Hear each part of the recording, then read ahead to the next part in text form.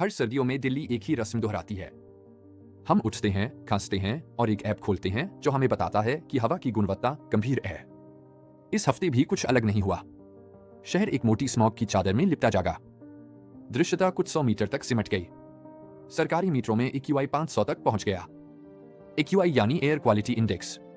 आदर्श स्थिति में यह 100 से नीचे होना चाहिए, लेकिन यहां यह 500 पार कर गया। अंतरराष्ट्रीय मीट्रो में तो कुछ रीडिंग 1000 तक दिखी। 1000 AQI। जरा सोचिए, 400 से ऊपर की हवा को भी असहनीय माना जाता है, और हम 1000 में सांस ले रहे थे। उड़ानों में देरी हुई क्योंकि पायलट रनवे नहीं देख पा रहे थे। स्कूलों को हाइब्रिड मोड में भेजना पड़ा। बच्चों ने ऑनलाइन क्लास ली क्योंकि बाहर की दुनिया चिकित्सकीय रूप से सुरक्षित नहीं थी। इस वाक्य को एक पल के लिए महसूस कीजिए। बाहर निकलना मेडिकल तौर पर सुरक्षित नहीं था, फिर भी दिल्ली काम पर निकल पड़ी। राष्ट्रीय राजधानी क्षेत्र में ग्रैप 4 लागू कर दिया गया। ग्रैप का मतलब है graded response action plan. Level 4 इसका सबसे ऊंचा स्तर है। मानो एक लाल सायरन लगातार बज रहा हो। हालात उतने ही खराब हैं। तो सरकार ने अभी क्या किया? निर्माण कार्य पर रोक लगा दी गई। सरकारी दफ्तरों में कर्मचारियों की संख्या सीमित कर दी गई। और चिंता मत कीजिए, सरकार ने समस्या की जड़ भी खोज ली है। दिल्ली में तंदूर बैन कर दिए गए हैं। तंदूर यानी मिट्टी का पारंपरिक चूल्हा। मानो वही असली समस्या था। न लाखों गाड़ियां, न कोयला बिजली घर, न साल भर चलने वाला निर्माण। बस तंदूर हटाइए और दिल्ली फिर सांस ले लेगी। आमतौर पर प्रदूषण की बात आंकड़ों में होती है।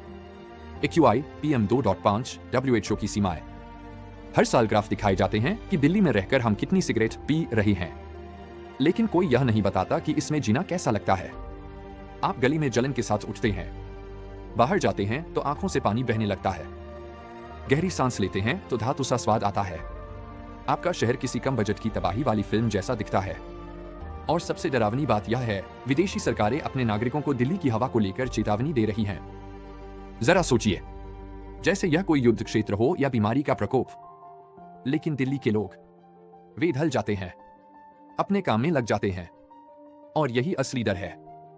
आज दिल्ली की हवा सिर्फ खराब नहीं है, यह हर पैमाने से बाहर है।